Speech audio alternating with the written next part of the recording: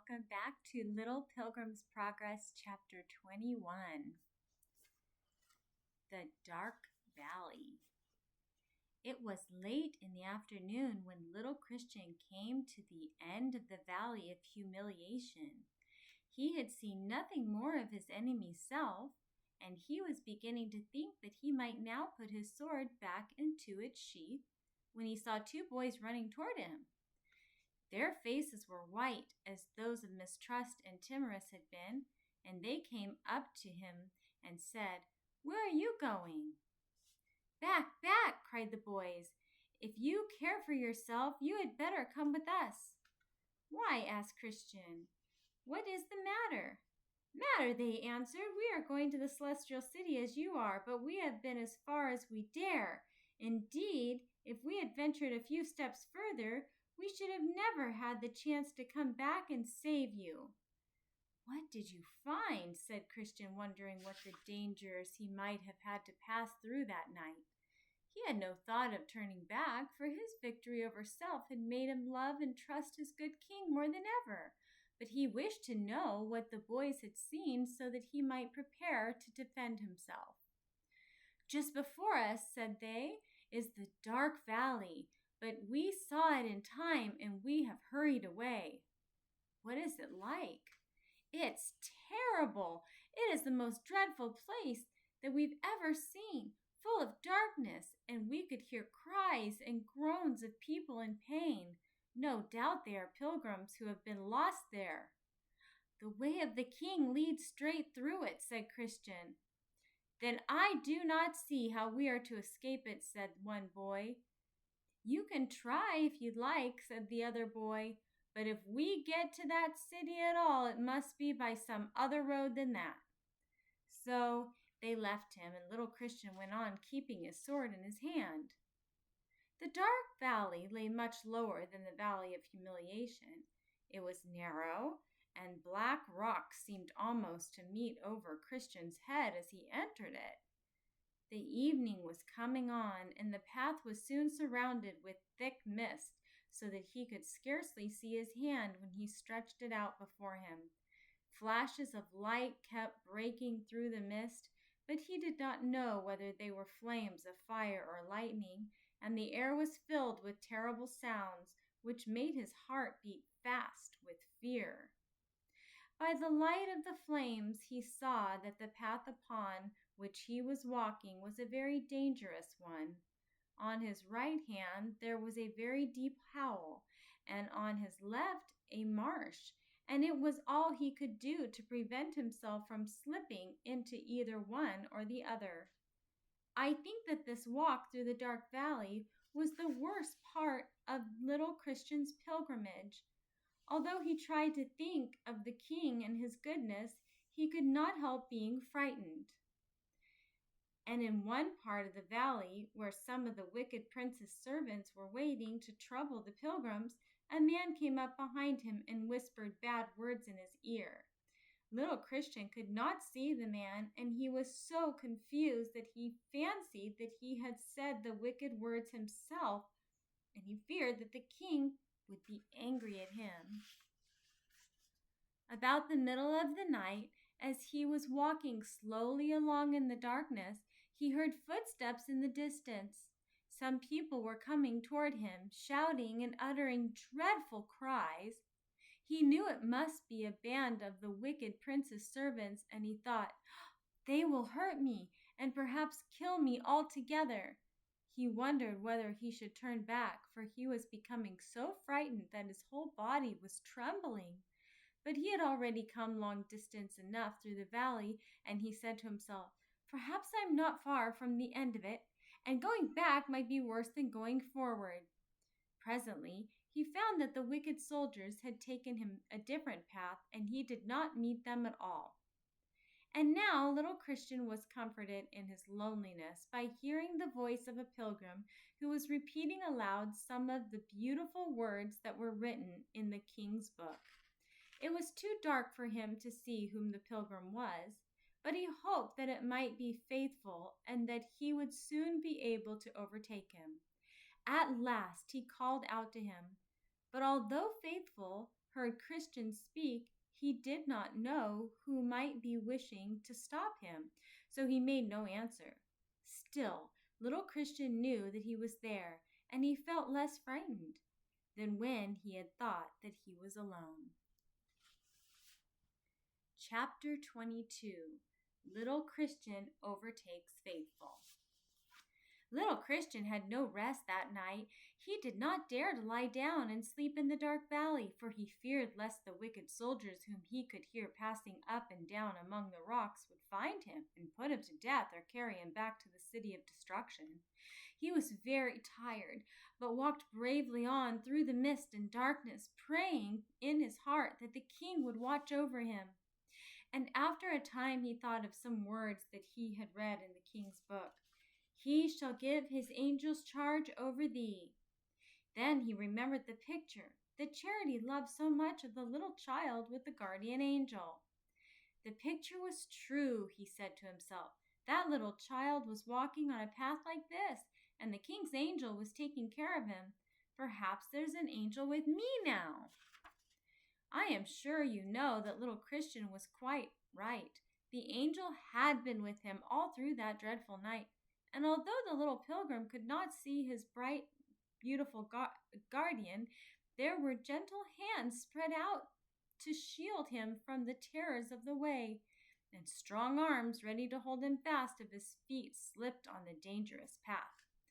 At last the mist began to roll away, and a soft pale light shone overhead.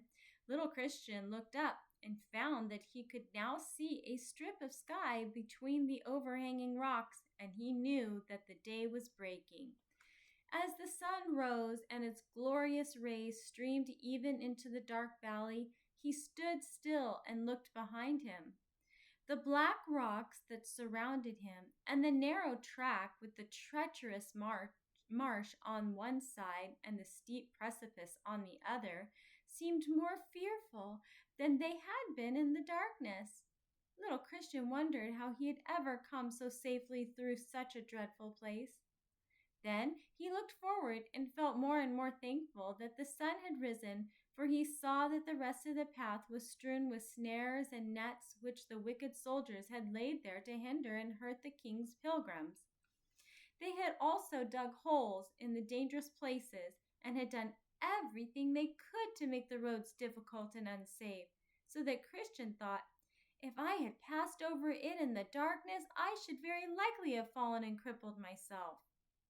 At the end of the dark valley there was a large cave in the side of the mountain, and in this cave 2 very powerful giants had once lived. Whenever pilgrims passed by their dwelling, the giants attacked them and tried to kill them, and for a long time this was one of the most dangerous places in the way of the celestial city. But one of the giants died, and the other grew old, and his limbs became stiff, so that he could no longer rush out upon the pilgrims. When little Christian came near to the cave, he saw the old giant sitting outside it. He felt a little frightened, but the giant did not move, so he walked straight on. The giant was full of rage when he saw him, and he would have liked to seize the boy and drag him into his cave, but he had no strength left, and little Christian passed on safely. The dark valley with all its terrors now lay behind him, and just before him the ground rose a little. Christian climbed quickly up the path, and when he reached the top of the ascent, he found that he could see for some distance along the road. Not very far from him, a boy was walking with his face towards the king's city. He was wearing a white suit, like Christian's own, but he had no armor. It must be Faithful, thought Christian, and he called out, "Wait for me, and I'll walk with you." Then Faithful looked around, and he saw Christian, and he cried again, Wait till I can overtake you." But Faithful answered, "I'm going to the king, and there are enemies behind me." When Christian saw that Faithful would not wait for him, he felt vexed, and he began to run as fast as he could. He soon caught Faithful, and instead of stepping by his side, he ran on further so that Faithful in his turn might be left behind. But he forgot to look where he was going, and striking his foot against a stone, he fell to the ground, and Faithful had to hurry after him and help him to get up. Chapter 23. Faithful tells the story of his pilgrimage. The two boys were very pleased to see each other, for they had been friends when they were living in the city of destruction. Faithful had always been quiet and thoughtful, and he and little Christian had sometimes talked together about the king's book and wonderful stories that the strangers had told them. "I'm glad I've caught up with you," said Christian. "I'll be much nicer to travel together, won't it?" "I meant to come all the way with you," replied Faithful, "but you went off so suddenly that I did not know that you were gone." "How long did you stay in the city?" "Only 2 or 3 days after you left. The boys talked a great deal about the king's messengers, but I don't think they really believed them." "What did they say to Pliable?" "Oh, they soon found out where he had been, for he was covered all over with mud when he came back. They laughed at him and would not let him play with them." "They need not have laughed at him," said little Christian. "They would not have come." "No, but they teased him for turning back at the first bit of trouble that he came to. I met him the day after, and I was going to ask him about you, but he crossed over the street and pretended that he didn't see me." "I'm very sorry," said Christian. "I thought that he would be a real pilgrim, and it was a pity that he went on home again. Now, tell me all that's happened to you." "I did not fall into the slough," said Faithful, "but I met a girl named Pleasure before I came to the wicket gate. She is a servant on the wicked prince's palace, and when she saw where I was going, she tried to make me go back with her. I was afraid she would make me, for she was tall and strong, but I would not listen to what she said, and at last she told me I was stupid and I was not worth speaking to." Little Christian remembered how he had turned aside when worldly deceived him, and he said, "You may be very glad that you did not listen to her. Did you meet anyone else?" "Well, not for some time. When I came to the Hill of Difficulty, though, I saw a very old man sitting by the side of the road. He asked me whether I was going to the Celestial City, and he said I had much better come and live with him, for he would be good to me, and when he died, I should have all his riches. He was pleasant, and I could not help listening to him, and he almost persuaded me to go." "Oh, no," cried little Christian. "He would have taken you to the wicked prince." "Yes, I am sure he would have. I was just ready to turn back when I looked up and I saw that he was smiling to himself. Then it came to my mind that perhaps he was one of the wicked prince's servants. So I said, 'I will not go.' Then he was very angry and told me that he would send someone after me to hurt me. However, I escaped from him and I went up the hill." "Did you see anyone else?" asked Christian. "Yes, just when I was passing that little arbor, I heard someone coming quickly behind me. It was one of the king's servants, and he said he had come to punish me for listening to the old man. His name was Justice, and I thought that he would have killed me with his rod, but a man came by with a gentle face, and he told Justice not to strike me again. I did not know who that was at first, but when he was going up the hill, I saw the marks upon his feet, and I am sure it must have been our dear prince himself." "I have heard about Justice," said Christian, "but the prince does not let him punish the pilgrims too much. Did you see the palace at the top of the hill?" "Yes, and the lions too. They were asleep, and it was quite early, so I thought that I'd better go on my way. The porter told me that he had seen you. I wish you had stayed at the palace. The people are so kind. Did you meet anyone in the valley?" "Yeah, I met Discretion there, and she was very tired indeed." "You did not meet Self?" "No." "Oh, I met Discontent there, and he was very tiresome indeed." "You did not meet Self?" "No." "I did," said Christian, "and he very nearly killed me." Chapter 24. Talkative. The boys went on talking happily together until they came to a part of the plain in which the way of the king was wider than usual. Faithful happened to turn his head, and he saw that another boy was walking on the opposite side of the road. He was a fine-looking lad, and Faithful thought that he might be a pleasant companion. So he said, "Are you going to the celestial city?" The boy answered, "Yes." "Then let us walk together," said Faithful. "We are all traveling the same way." "I shall like that very much," replied the boy, and he crossed over the road and began to talk with Faithful.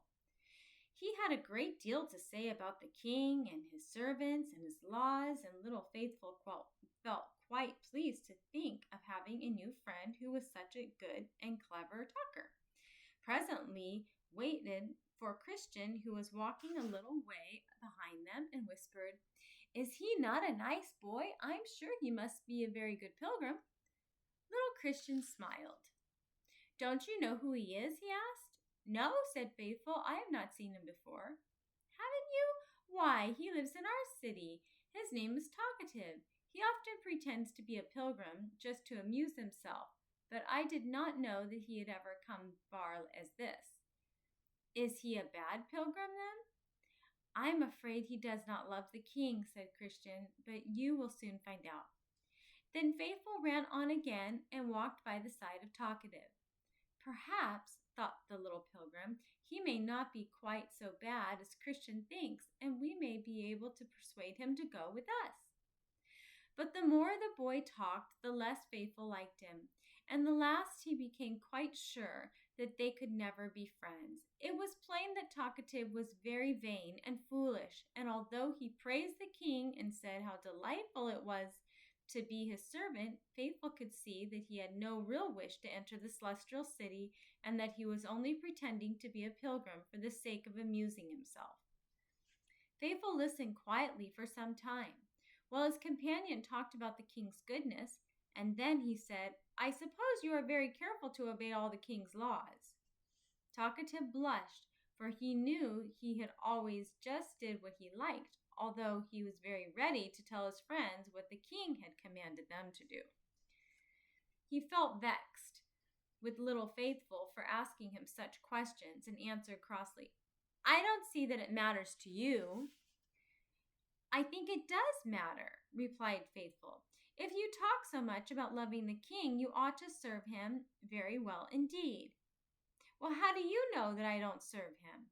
returned Talkative. "I'm not sure," said Faithful, "but I am afraid that you don't."